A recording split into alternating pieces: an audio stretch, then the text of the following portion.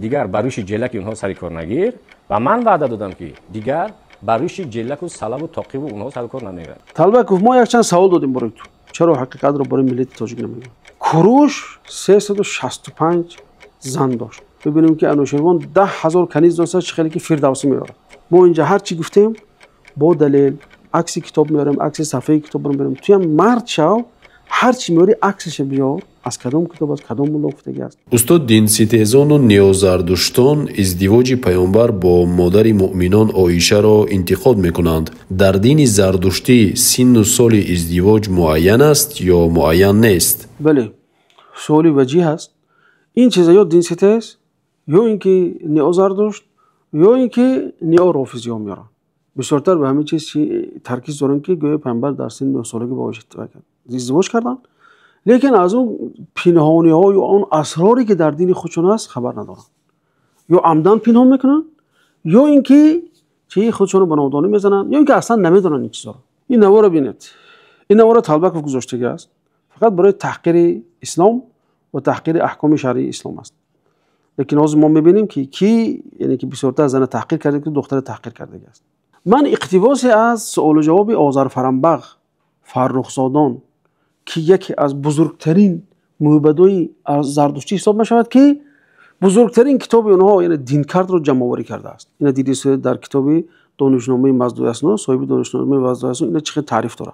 یعنی این موبد دایدو موبد کوچکی نیست مثل بعضیا، بلکه موبد است که اصل و اساس همین دین جمع آوری کرده است و کتاب در اصول دین زردشتی نوشته است به نام آیین نامه. فرخزادان فقیه دین زردشتی بود. با او سوال داده گفتن که مرد دختری که 3 ساله رو بزنی به مرد داد یا دهد، بعد دختری که 3 ساله به بلاغت میرسد، اینجا دیدی شد بلاغت میرسد و بعد از اون مرد خوشش نمیآید و میخواد که از اون مرد جدا شود، حکمش چی هست؟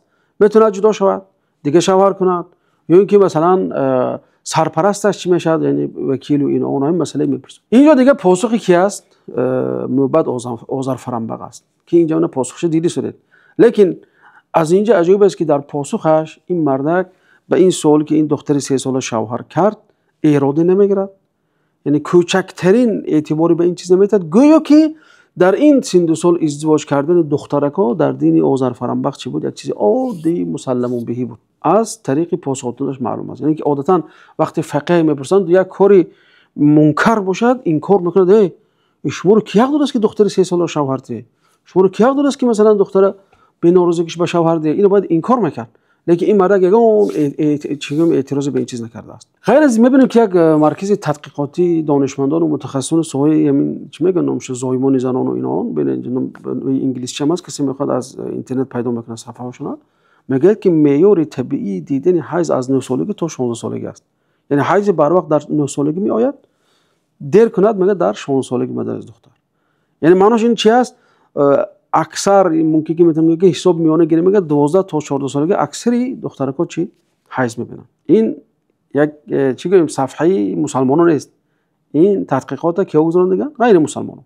ببینید باز میبینیم که به همین مانند یعنی که یک موبد پارسی هندی از اون فارسایی که زمانی مسلمان آمدن و چی گرفته رفتن به هندوستان، اونا به نام دو سبهای فرامجی کراکا در عصر 19 بودگی است. این آدم میگه که در نامزد کردن بچه‌های 3 ساله و دخترکان 2 ساله هیچ اشکالی نمیدیدن. میگه این آدم این برای چی این گپ میزند؟ برای اینکه در وقت هند رفتن این عادت اونها رو وقتی هندو این کار کردن، اینا گفتن نه فقط ما نامزد میکنیم بعد اینا رو زن و شوهر میکنیم، در 12 ساله 13 ساله بعد زن و شوهرشون میکردن. چون دیگه مردم هند که این کار کردن، یعنی که هندم یعنی دینش به همین دین زردشتی نزدیک، اصلا اینو با هم یک بودن. هندو آریایا بعد آریا جدا شدن، هندو دیناشون از اونها فرق میکردگی شد. بعضی خداهای اونها رو اینا دیو نامیدن، اونها بعضی خداهای اینا رو دیو نامیدن، بعد بیناشون میخواد اختلاف شد.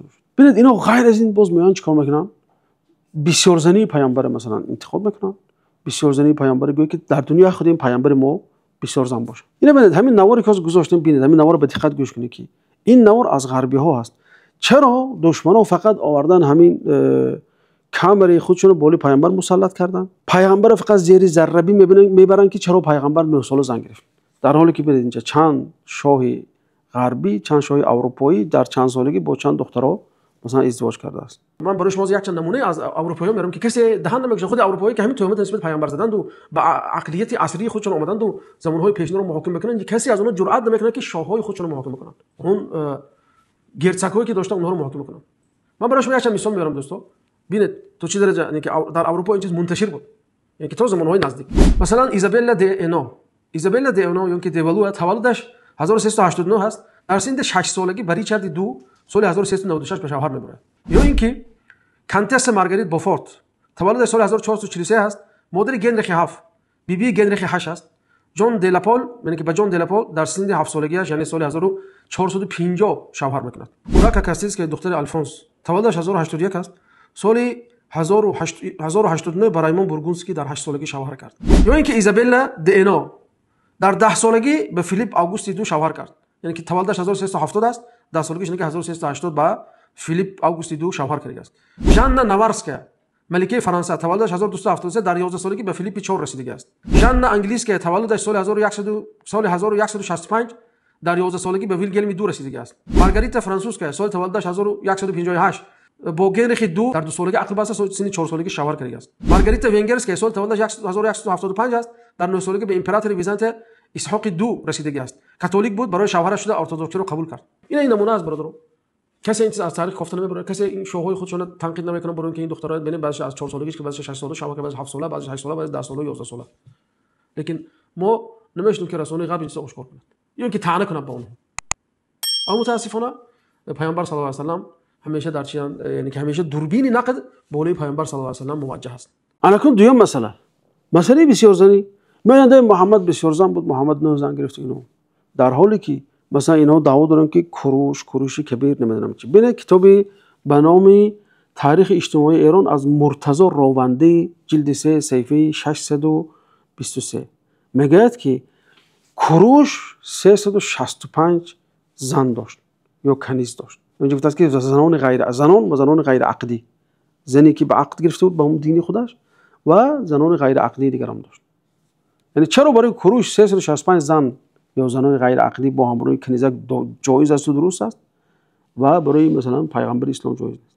در حالی که قیاس نیست. این 9 زن کجا و 365 زن کجا است؟ گوشتاسپ مثلا میبینیم که در این وقت زنگیری گیریم، مثلا یا اینکه انوشیروان هم مثلا انوشیروان میگن که انوشیروان چی است؟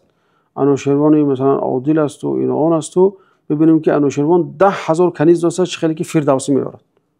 فردوسی بسیار انسانی به انصاف است.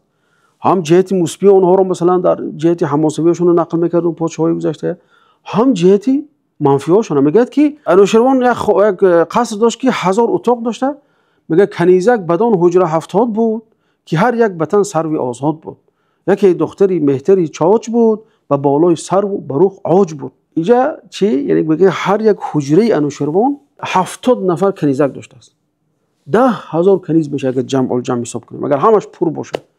روی که همش 70 نباشه، بعضیش 10 باشه، در حساب میانه گیرم مثلا روی که 1000 نفر باشه مثلا. یعنی کسی آمده برای ما این چیز نقل میکنه و انتقاد میکنه؟ چرا با پیغمبر اسلام میچسبند؟ یعنی حالا که بعضی زنای پیغمبر از خودشون کلام بود، در سن 2 سال 2 زنشون از خودشون کلام بود و اکثرش فرزنددار هم بود، این زنهای بیوه بودن.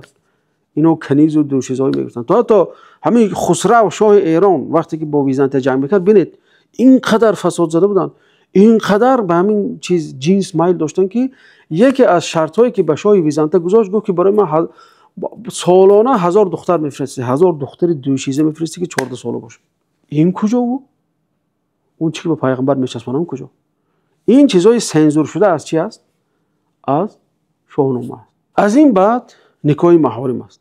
ببینید گوشتاسپ که زردشت اومد او را دعوت کرد و به دین خودش در آورد، همین گوشتاسپ خواهر خودش گرفته است، البته به مبارکت زردشت. اردویروف که یکی از اولیاهای بزرگترین زردشتی است و یکی از اون 7 نفری که معراج کردن به آسمان، اون از زردشتی اعتقاد دارن که 7 نفر معراج کرده است.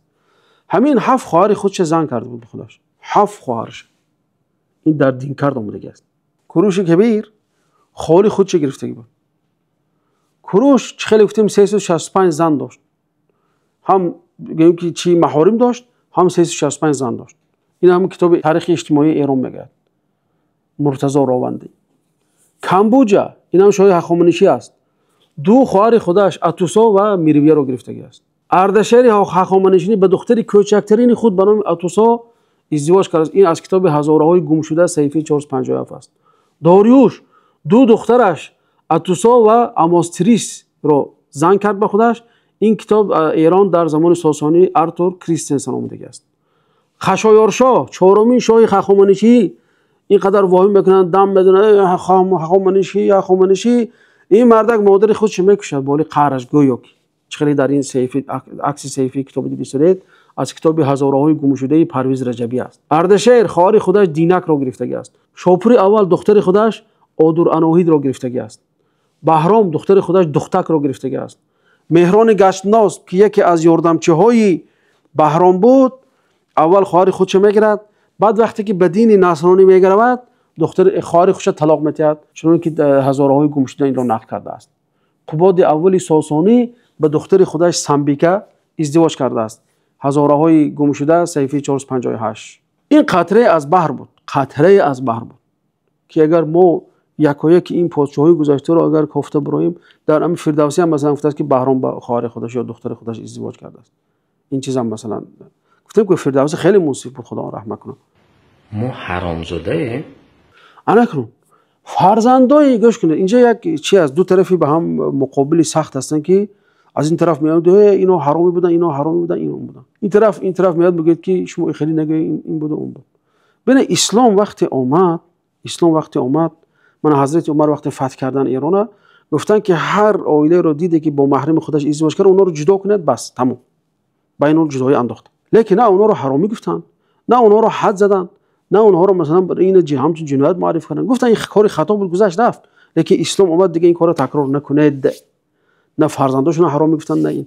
غیر از این مثلا خودی همون عربا مثلا نکاحای زیاد داشتن. حضرت عایشه در بخاری نقل میکنن که 20 نمود نکاح. یکی از نکاح مثلا یک مرد قوی پیکر میآوردن میگفتن که از تو نسل میگیریم بیاد که بازاری ما هم خوب باشه. زنش میبرد به یک کسی دیگه میداد با هم خوب میشد از فرزند قوی میگرفت به فکر خودش. یا اینکه مثلا 10 نفر میدرمدن با یک زن مثلا جماع میکردن بالای هم، یعنی که روزهای گوناگون. بعد وقتی فرزند تولد کرد قرآن میپرفتند از نام همون کسی به همون نام کسی غلط همون فرزند همون میشد. یا اینکه قیافه شناس میبردن قیافه شناس میگفت این فرزند به تو مانند با فرزند به اون میدادن. یعنی این نمود نکاحای باطل بود. لیکن وقتی پیامبر صلی الله علیه و آله اومدند یعنی که اونها رو مثلا همون نکاحی که در جاهلیت بود پیامبر همون نکاح اقرار کردن، از نو نکاح نکنندن صحابه رو. یعنی این معنی چه دارد؟ اونها رو نمیتونیم بگیم که شما حرامی بودید چون اینو همین نکاح فکر کرده میکردن. یک دومش این که این در بین عوام مردم پهن نبود، این فقط اون نخبه ها یا اون زیایی هایی که در زمانی که ساسانی و مثلا شاه بودن میکردن این کارا، هم خود پادشاهای اون زمان میکردن. مردم عوام یعنی که بسیار چیز بین عوام این چیز رایج نبود. مجدم بین خودمون معبد و همون حاکمای همون زمانه رواج داشت. بنابراین یعنی به انصافی است که وقتی بیایی اونها رو چی یعنی که یک اکبر هم میشه به همین چیز محکوم کردن، این کاری مردانگی نیست. طلبه گفت ما یک چند سوال دادیم برای تو. گفتیم که ما قرآن ما سند دارد، آیا تو تا اواسط سند داری نداری؟ یعنی قرآنی که ما مثلا گفتیم سند ما مثلا تا 20 نفر تا 30 نفر میراد. مثلا تو مثلا اگه در 1000 سال 30 نفر باشد مثلا فرض انگیریم، یعنی که 3000 سال باشد، اگه شما دین تو 3000 سال باشد، اگر 3000 سال، یعنی که تو باید که 60 نفر بین خودت تو بین زردشت باشد. کنی همون سند رو برای ملت تاجیک پیشکش کن.